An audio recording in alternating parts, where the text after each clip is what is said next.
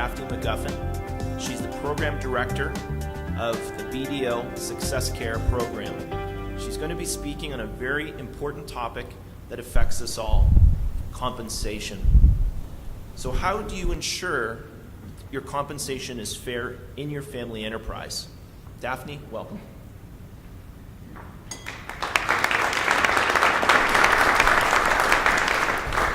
I'm taking an excerpt from what we call our communication vehicle, a compensation policy that is part of that whole structure of a communication vehicle.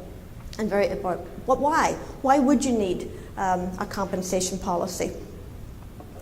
One very, very good reason: to manage conflict. Conflict arises when we sense a feeling of unfairness. And in family businesses, it could be in the family circle, it could be something to do with our role in the business, or even just life in general. But if we do perceive there's an injustice going on in the world, we have this sense of unfairness that we need to deal with. Our perception around that becomes our reality. And all our thoughts and our decisions are based on what is our reality. So, compensation is something that affects all of us.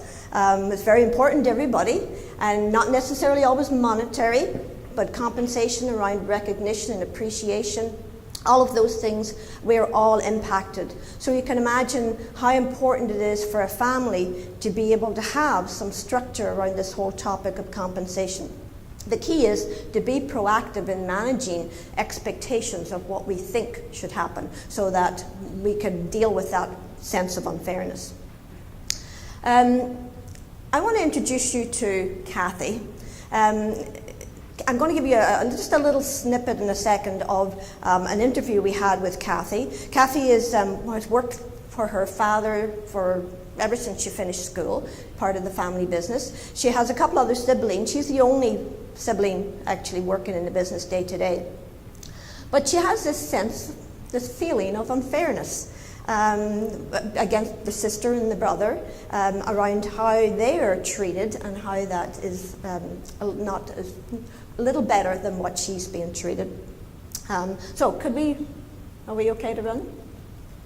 Let's hear what Kathy has to say about her brother. Derek has his rock band. Derek, my brother, he likes the money. He gets money from my father. I guess he just sucks up a lot to my dad, and so Dad keeps feeding him money, and he doesn't want to work for it. Of course, this rock band is everything to him, and so he just keeps going with the rock band. And I guess as he runs out of money, he turns to Dad, and Dad just feeds a little bit more to him. So that upsets me a lot. I mean, I feel that I'm working for my money where Derek isn't, and yet Derek reaps the benefits. So.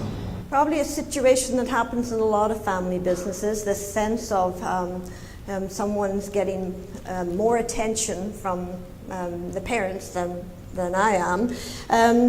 But the parents themselves have a different perspective. We certainly heard Kathy's perspective, and if we talk to Derek, he likely has a different perspective on that. And then there's the parents' perspective on what is fair. Most of us as parents, we like to treat our children equally. It's always that dilemma on how do we manage that, especially if we do find that one child is more in need of something than another. One example of treating your kids equally, but always meeting the needs of another one. This is something that doesn't change when you get to adulthood. But I know a 38-year-old who every now and again gets a significant check in the mail from Dad. And he sort of laughs, he chuckles about it, and he says, I know that my brother has had a bailout from Dad again. So that's Dad's way of meeting the needs of one child, but still treating all children equally. So Kathy's perspective is important. We need to look at both perspectives and find out what we can do to put some structure in place here. So this is Kathy, the eldest of the three kids. She talked about Derek, her younger brother. Sometimes birth order gets in the way of our perceptions. The eldest, how many of the eldest firstborn in the room here? few of you join the club. But sometimes that eldest firstborn is feeling, the world's on my shoulders. I have to be more responsible, and I have a work ethic, and I work really hard to earn my keep. And that baby comes along, and they get more preferential treatment. Certainly happened in my family. And then the other part of it is could be gender issues. Derek's the only son. And certainly his mother thinks very highly of him, and Dad would love Derek to come and take over the business. So there could be a little bit of a gender bias going on there as well. But that's creating problems for the kids. So I think only fair if we hear from Derek as well. Thank you. I'm in this band, and we've been putting out a couple CDs recently in the last few years, and looks like we're finally starting to get our stuff together.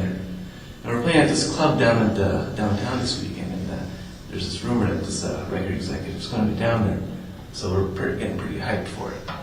But we've been having problems recently because, promotion takes cash, and cash is something I'm pretty strapped with right now. Like me, it just isn't there. Well, actually, I've got it, but I can't get at it. You see, it's tied up in the family, and I've got these shares in this company that we have, but they're just not letting me sell them. No way to let me buy out. Does it sound like Derek's getting money from Dad? So again, perceptions there. Derek is considered the parasite by many of the family members. He wants to take money away from the business and do something else with it. So there is a little bit of conflict going on there around this whole idea of share ownership and how we deal with that. And can Derek exit? Or is there, does he even own those shares outright? Or is there an expectation that he's going to keep the family kingdom together, as one of the brothers called it? Kathy also has an issue with sister. I'm not going to get into that because I don't want to run out of time here. She's a little ticked about the fact that her sister and her sister's husband Brian got a loan from Dad to build a new house. And she has a feeling that loan stemmed from the business and doesn't think that's the fair thing to do. So, and it's also created some conflict between spouses, between Diane and her husband as well, because Diane thinks, well, I'm going to inherit part of this business one day anyway, so why would I be in any hurry to pay back this loan? I mean, she's looking at it as more of a gift, whereas her husband wants to do the right thing and pay it.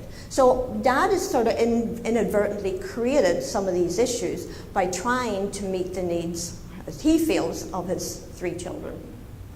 So, what's at the root of all that conflict? Well, we've all talked many, many times around the whole lack of policy on what is our opinion about fair versus equal.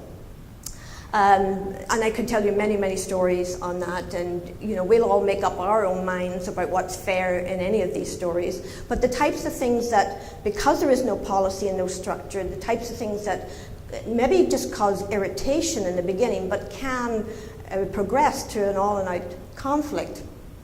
3 siblings in a business.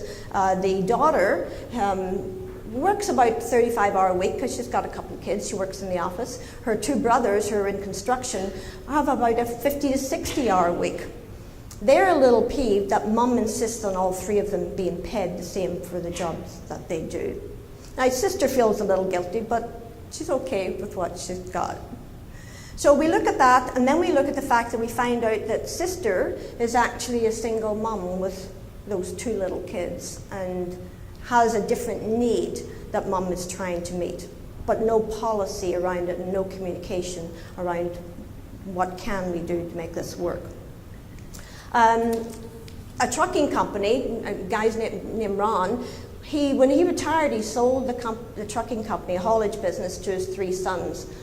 And the eldest son decided, well, we're all executive leaders of this business now, so we need to be in the upper management. So the youngest son, who was actually a truck driver, had to change jobs, change roles.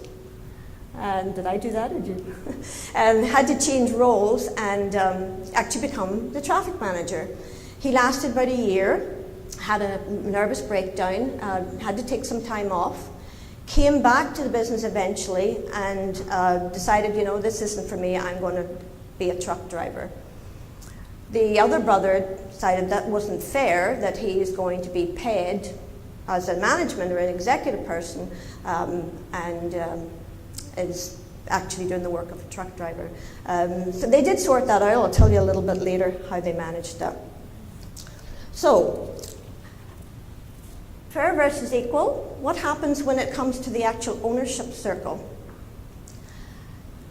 We actually had a 70-year-old gentleman one time come in and tell us about how upset he had been since his mother had passed away, which was about 20 years previous, that when the estate was distributed, it was equal among he and his two brothers.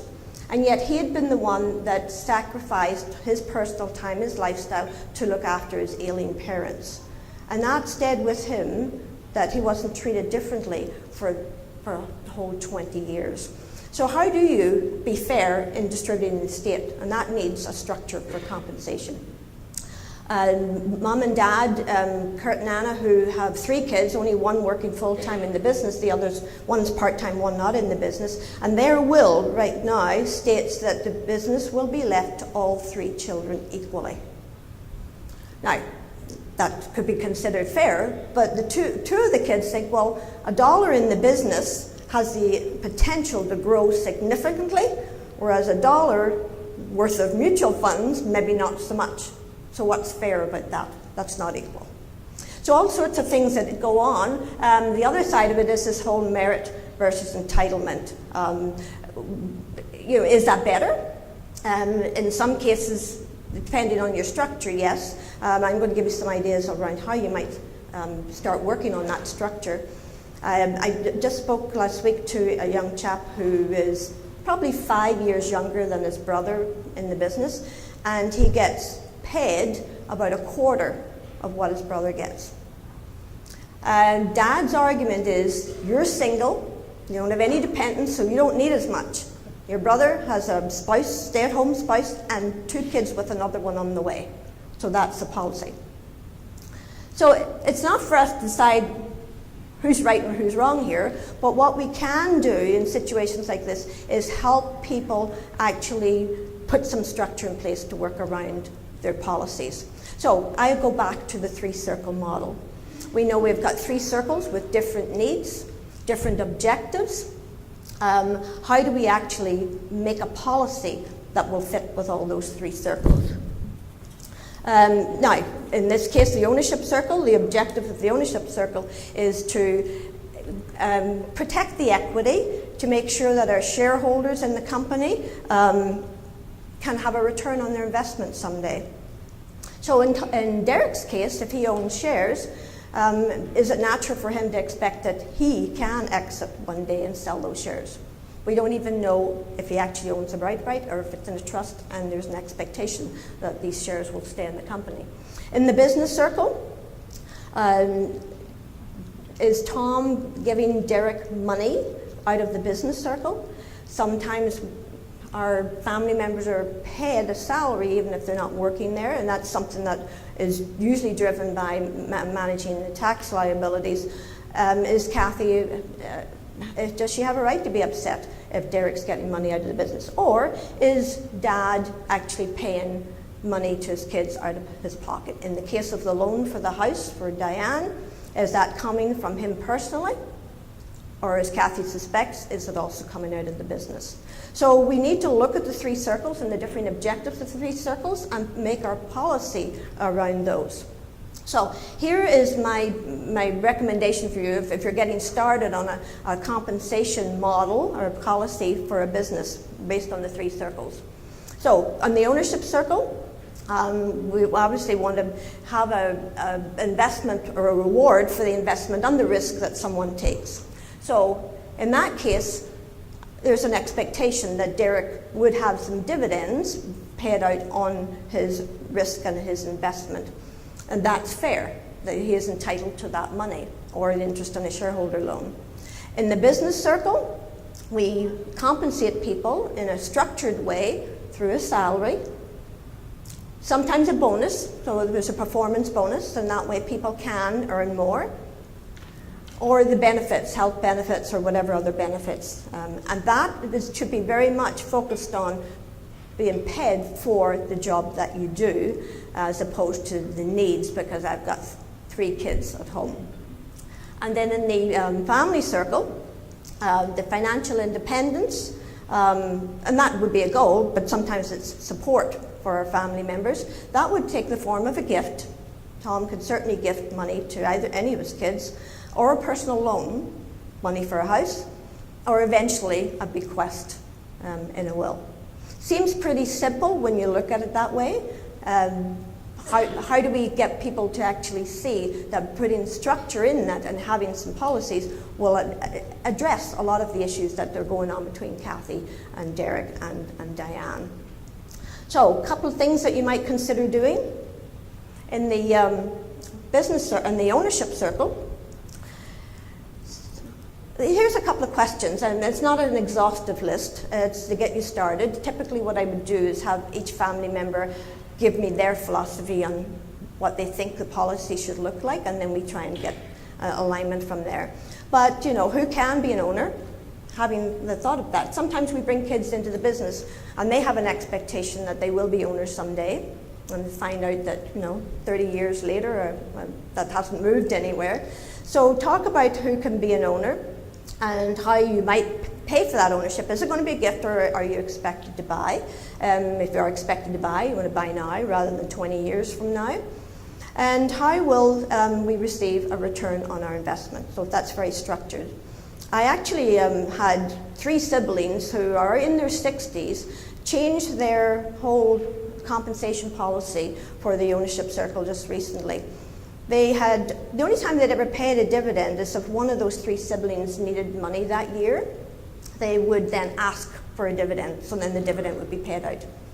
So we started talking about it and said, well, if that money is yours, and once the business needs have been met for immediate future and long-term future needs, and there is a bottom line to pay out in a dividend, let's pay it out, and then you can do what you feel you want to do with that money, spend it or invest it. So it's a little more structured. And in the business circle, asking some questions about what is the criteria to come work in this business, and how will we compensate for that role that you have, and how might you move into a leadership role, how might you be promoted, what's the criteria for that. So back to that trucking company I mentioned earlier. When they understood that there was different types of compensation for owners versus people who worked in the business, that brother who had gone back to his job as a truck driver could see that, yes, I am going to be compensated for my role as an owner through a dividend, so I am okay that I am paid as a truck driver as opposed to an executive, which I don't play that role. And then the family circle, if and when might a family member qualify for financial support? So if or when. So the goal is to have financial independence. When do we need to support, and what circumstances would require additional support, and what might that look like? One of the other things is separating family personal expenses from business expenses, and that sometimes mum and dad don't always set a good example for the rest of the generation, because there's a company Visa card that, you know, all the gas goes on, all the personal expenses, and then the accountant does some work at the end of the year and sorts that all out. But the kids don't know what's happening, they don't understand, there's no transparency. So a couple of ideas of getting started. The ultimate goal here is to create what we call a we focus, to dispel this idea of a WIIFM disease. So let me tell you how that works. If I draw a line down this circle, and the left-hand side of that is all about things that already exist, have already happened. So Diane and her husband Brian have different values on whether we pay back the loan. That's a fact. And they can get caught up on who's right and who's wrong.